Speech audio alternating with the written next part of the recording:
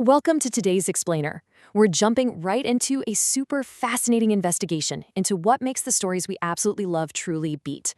Seriously, whether it's your favorite novel, a huge blockbuster movie, or even actual historical events, there is this hidden engine driving the whole thing forward. So let's unpack exactly what that engine is, how it works, and how you can spot it in the wild. So think about it for a second. I really want to ask you this directly. What actually makes a story exciting? I mean, is it just having cool characters or a really neat setting? Well, not quite. If everything is absolutely perfect and easy for the characters, you'd be asleep by chapter 2, right? The actual heartbeat of any great narrative is conflict. Conflict creates tension. It drives the action, and most importantly, it forces us to actually care about what happens next. It's the trouble that makes the triumph totally worth reading about. And this concept of inevitable trouble isn't just something authors completely made up to sell books. It totally reflects our real lives.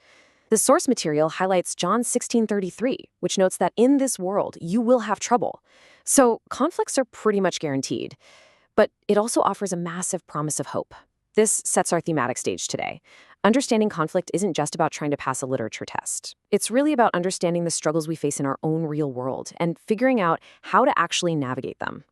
Okay, here's our roadmap for today. We're looking at the heart of every story, battles inside the mind, clashing with the world, when worlds collide, a quick test your knowledge section, and finally, education meets biblical morality. Starting off with part 1, the heart of every story. Why conflict matters. Moving right along to our second section, battles inside the mind, internal conflict. Now, there is a fundamental split between the mind and the outside world. This is the big split you really need to memorize. On one side, you have internal conflict. These are the invisible wars happening right between a character's ears. And then on the other side, you have external conflict, the visible, tangible clashes between a character and literally everything else around them. Let's deep dive into those internal struggles first. These are emotional or mental battles, often called character versus self. Think about a time you felt really guilty about something, or maybe you were completely paralyzed by fear or indecision. You know that feeling where you're torn between two tough choices or two competing values? Well, when a protagonist experiences this, they're fighting their own thoughts and feelings. It's a totally invisible battle, but man, it is often the absolute hardest one to win. Which brings us to part 3, clashing with the world, external conflict. So what happens when the fight isn't just in your head? External conflicts are all about tangible, outside pressures. It's a literal villain trying to defeat you, a massive hurricane bearing down on your town, or maybe an unjust rule that a character just absolutely has to challenge. These are the outside forces that literally push a character into taking action. I mean, they simply can't sit still because the outside world is demanding a response right now. And the crucial point here is that external conflicts usually fall into one of 3 distinct categories. First, you've got character versus character, which is your classic hero versus villain showdown. Then there's character versus society, where the protagonist is fighting against the rules, the expectations, or maybe the government of the world they live in. And finally, character versus nature. Here, the opponent is the environment itself. Think of those crazy survival stories with freezing cold temperatures, wild animals, or treacherous oceans. All right, part 4, when worlds collide, examples in literature. We can actually see these exact concepts playing out in some of the most famous stories ever written. Take Shakespeare's Hamlet. It's the ultimate internal conflict.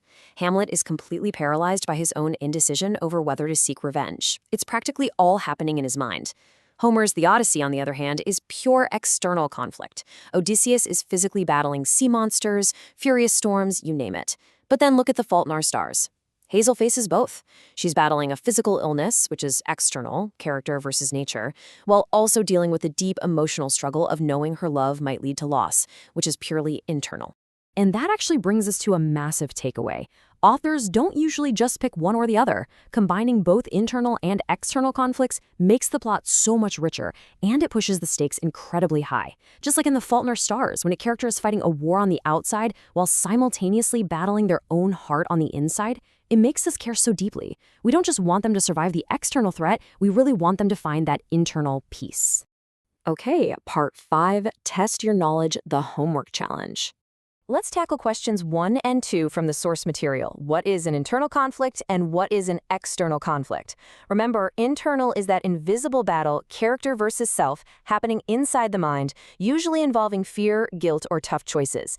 External is the visible clash, outside forces pushing against the character, demanding immediate action. Got it? Moving right into questions 3 and 4. Can you give an example of a character versus nature conflict and a character versus society conflict? Just picture a gripping survival story to find your perfect example for nature, like, say, a hiker lost in a blinding blizzard, fighting just to stay warm. And for society, picture a rebellion story, a young person standing up against a totally unfair law or a corrupt government. And finally, question 5. Why do stories include both types of conflict? Well, combining them changes the entire plot. It raises the stakes, making the story more complex, way more realistic, and far more emotionally engaging. Basically, it makes us root for the character on every single level. And that brings us to our final section, Education Meets Biblical Morality, the Heroesmart Academy philosophy. The source material from Heroesmart Academy outlines a philosophy where education and biblical morality are closely intertwined. They suggest that education without morality is just being smart enough to make bad choices that end up hurting people.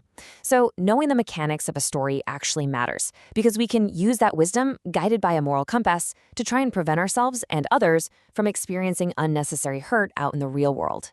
And to find peace amidst all these internal and external conflicts, the curriculum points to Romans 8:6-7, which promises peace of mind to everyone who keeps their minds spiritual.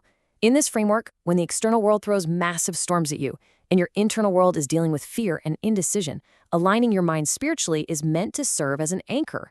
It's presented as a way to find the clarity needed to make moral, educated choices rather than destructive ones.